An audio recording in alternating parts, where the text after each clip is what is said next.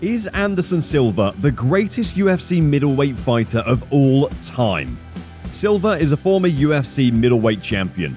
He holds the record for the longest title reign in UFC's history at 2,457 days with 16 consecutive victories. Anderson is also a future UFC Hall-of-Famer, but his dominance in the UFC didn't begin in a day. He rose from the bottom like every other fighter until he attained the greatest of all time status. That being said, sit right where you are and join us as we uncover the story of Anderson Silva and his reign of dominance in the UFC. But be sure to stick to the very end, where we reveal his insane career earnings and lifestyle outside the octagon. Let's begin.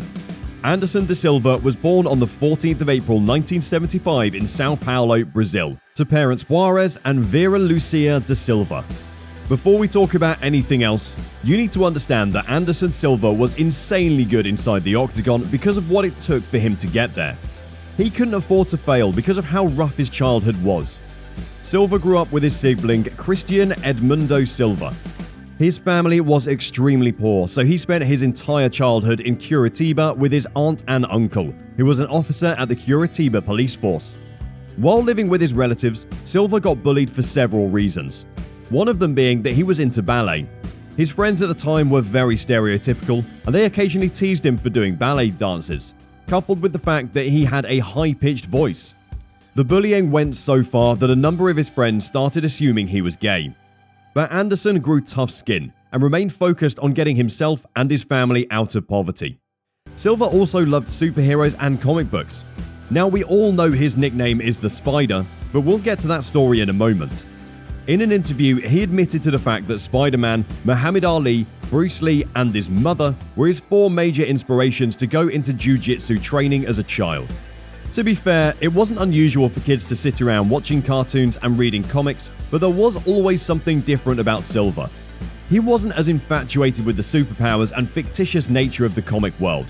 Instead, he was able to relate the human qualities of a superhero to his everyday life and become a superhero of his own to children around the world. And that was the tipping point for him. The point he decided he wanted to be a hero by training to become a fighter. As his family couldn't bear the cost of his jiu-jitsu training, Silva began watching area kids battle, and later joined them in their friendly battles. At the age of 12, his family got stable financially. They subsequently paid the training fees for his taekwondo and capoeira classes. At the age of 16, he decided to diversify a little into Muay Thai kickboxing. Silva trained under several academies while he took menial jobs like working at McDonald's and as a file clerk. In 1997, Anderson Silva finally made his debut in mixed martial arts. He initially fought in Brazil in the welterweight division and racked up a couple of wins. One of his most notable moments during this time was when he was slated to fight on a small fight card and no one knew him in the promotion. The ring announcer approached him in the dressing room and asked him for a nickname. Silva was wearing a Spider-Man t-shirt, which became somewhat of a ritual to help keep him relaxed and confident before a fight. After admitting he didn't have a nickname, Silva was introduced as Brazil's Spider-Man. It was hilarious, but he has gone by Anderson the Spider Silva ever since then. Silva recorded his first loss in 2000 to Luis Azeredo by decision. But after that fight, he went on a 9-fight win streak, winning 6 of those fights by either submission or TKO. It was an incredible performance from Silva, and he was booked to fight under Japanese MMA promotion Shooto. It was also his first time fighting outside of Brazil. After winning his first match in Japan, he was put up against Shooto champion Hayato Sakura on the 26th of August 2001 for the Shooto Middleweight Championship. Silva beat Sakura by unanimous decision after 3 rounds and became the new Shooto Middleweight Champion. But what even made this fight more interesting was the fact that Anderson Silva became the first man to defeat Sakura, who was undefeated in his first 20 fights. It was at this point that Silva became a rising talent in the world of MMA. He joined the Pride Fighting Championship, where he had 3 successive wins after losing to Deju Takase at Pride 26. At this point, Silva considered quitting MMA completely, but his longtime teammate and friend Antonio Rodrigo Nogueira made Silva realize that competing in MMA was a career path he could very much be successful in. What a good friend, right? Well, those wise words from Nogueira made Silva rethink quitting. and in his next 3 fights, he won his second championship in MMA under the Cage Rage promotion. He defeated Lee Murray in Cage Rage 8 back in September 2004 for the Cage Rage Middleweight Championship. After 4 successful title defenses under Cage Rage, Anderson Silva signed a multi-fight deal with the UFC in 2006. Silva made his debut at Ultimate Fight Night 5. His opponent was the Ultimate Fighter 1 contestant, Chris Leben, who had gone undefeated in the UFC with 5 consecutive victories. Hardcore fans knew the type of fighter Silva could be, but no one anticipated what was about to unfold on that fateful night of June 28, 2006. The vast majority saw Silva as another stepping stone for Leben's march towards a UFC title shot. MMA fans all over the globe were splashed with a cold dose of reality as Silva landed 100% of his strikes in a 49-second pummeling of Leben. It was as if the world's best kept secret was suddenly revealed. It was that insane.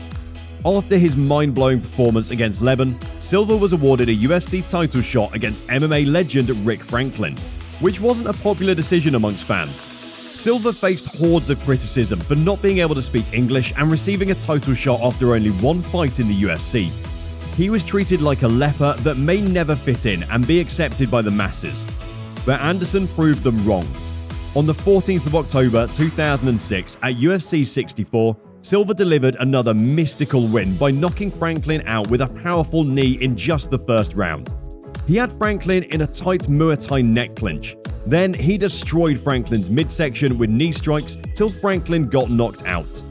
And that was it, guys. That was the beginning of Anderson Silva's reign as the greatest middleweight champion of all time. He held on to the title for solid 6 years, defeating many UFC legends in their prime. Some of those fighters are Dan Henderson, Damian Maia, Victor Belfort, Yushin Okami, and of course, everyone's favorite bad guy, Chael Sonnen. Now, Chael Sonnen vs Anderson Silva 1 is still regarded as one of the greatest fights of all time. Not only was the fight very intriguing, but it also saw Chael Sonnen redefine the trash-talking game in the UFC. If you want to know more details on that fight and on Chael Sonnen, make sure you go check out our video on Chael Sonnen right after this one. Back to Anderson Silva's story. Silva had gone 16 fights undefeated.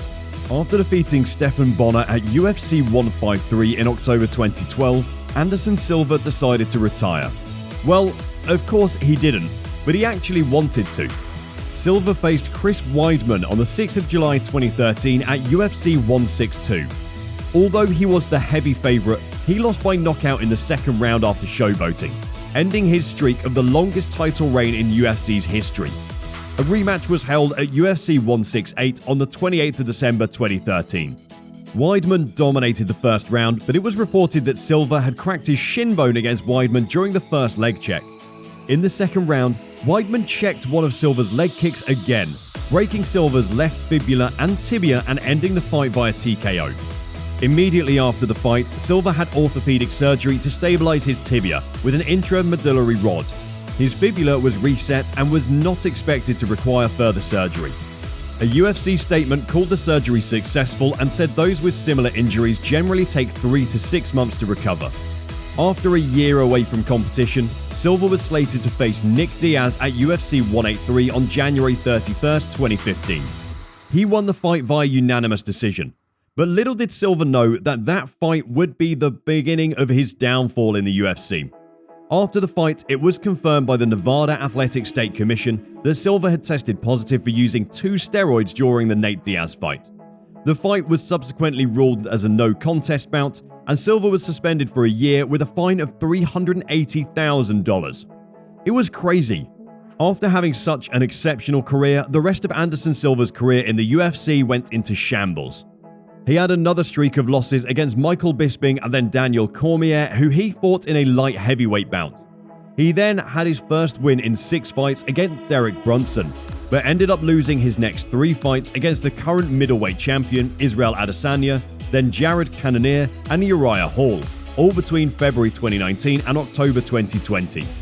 Anderson had only 1 win after 9 fights since 2013. It was at this point that he decided to call his UFC career over. But his story doesn't end there. There's obviously more. Before we continue, let's talk about his net worth and salary while he was under the UFC. By the way, if you're a new subscriber to our channel, comment I subbed in the comments section down below and instantly get qualified for our monthly new subscriber shoutout. If you want a free shoutout in one of our upcoming videos, then go comment I subbed now. Silva earned $66,000 for his first fight in the UFC. He earned his first six-figure purse after he defeated Nate Marquardt at UFC 73. And ever since then, he's been on a payroll of consistent six figures. His biggest purse came when he defeated Derek Brunson in UFC 208. He earned a whopping $820,000. His total career earnings are $8,732,000, and he has an estimated net worth of $18 million. Anderson Silva got married in June 2017 to former Brazilian gymnast Diaz. They both have 3 sons and 2 daughters. Back to his combat career, after he left the UFC, Anderson Silva decided to try out as a professional boxer. In March 2021, it was announced that Anderson Silva would continue his combat sports career in boxing against Julio Cesar Chavez Jr. on 19th of June 2021. Chavez Jr. missed the contractual weight of 182 pounds after weighing in at 184.4 pounds. He was then asked to forfeit $100,000 of his purse to Silva. Anderson Silva eventually won the match via split decision. In his second boxing match, Silva faced former UFC light heavyweight champion Tito Ortiz in a pro boxing bout on September 11, 2021. He won the fight via knockout in just round 1. This just shows that Silva is a true fighter, no matter the sport, no matter the rules. As time passes, stars will come and go, but there will never be another Anderson Silva. All of his professional accomplishments and endearing legacy will live on for generations to come. Despite the string of losses he had in the latter years of his career, there can never be another Brazilian Spider-Man.